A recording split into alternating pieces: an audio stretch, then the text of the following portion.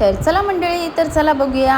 तर मी जॉबवरनं आल्याच्यानंतर मस्तपैकी मी आज सकाळी सांगितलं होतं की संध्याकाळी आहे ना वडापाव बनवूया. मग त्याच्यामुळे वहिनीने सगळं बनवून ठेवलेलं, म्हणजे बटाटे सगळे उकडून ठेवलेले. आणि त्याच्यानंतर मी आल्याच्यानंतर वहिनीने मस्तपैकी बटाटा फ्राय केला, म्हणजे फोडणी दिली, थोडीशी फोडणी दिली, त्याच्यात अद्रक टाकलं थोडंसं आणि थोडंसं लसूण, आणि मस्तपैकी वाटून घेतला आणि त्याची फोडणी दिली बटाट्यात.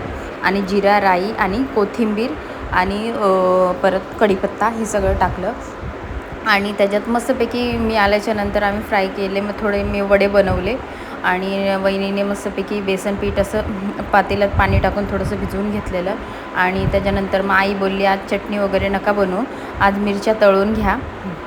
तर मला म्हणजे त्याच्याबरोबर ती हिरवीवाली चटणी बनवतात ती आवडते, पण मग नंतर आई बोलायला लागली नको, मिरच्यात तळून घ्या. मग मस्तपैकी मिरच्यांना थोडं कट लावून घेतलं आणि तळून घेतलं.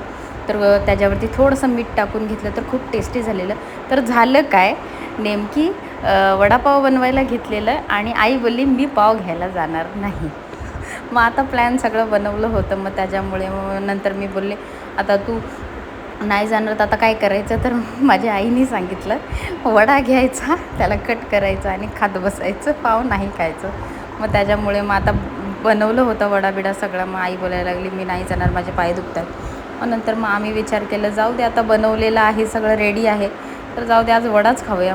आणि वडे एवढे टेस्टी झालेले, खूप छान झालेले वडे. मग आम्ही मस्तपैकी सगळे वडे म्हणजे तळून घेतले. आणि त्याच्यानंतर आमच्या मोठ्या गुलूला खूप भूक लागलेली, तो म्हणत होता मला वडापाव खायचा, आणि तो पाव खूप जास्ती खातो, वडा एवढा खात नाही. पण आज त्याला पण आम्ही वडेच दिलेले आणि खूप टेस्टी झालेले वडे. आणि त्याला म्हणजे भूक लागलेली, मग त्याच्यामुळे तो बोलत होता द्या द्या. मग तो खाली दोघेही भाऊ आईला मदत करत होते शेवगा तोडण्यात. म्हणजे त्याच्यावरती आई सालं सगळे काढत होते. मग बसलेला तो, मग त्याला सांगितलं खाऊन दाखव. तो खूप गरम होतं, त्याला पोळलं आणि तो एवढी नाटकं करत होता.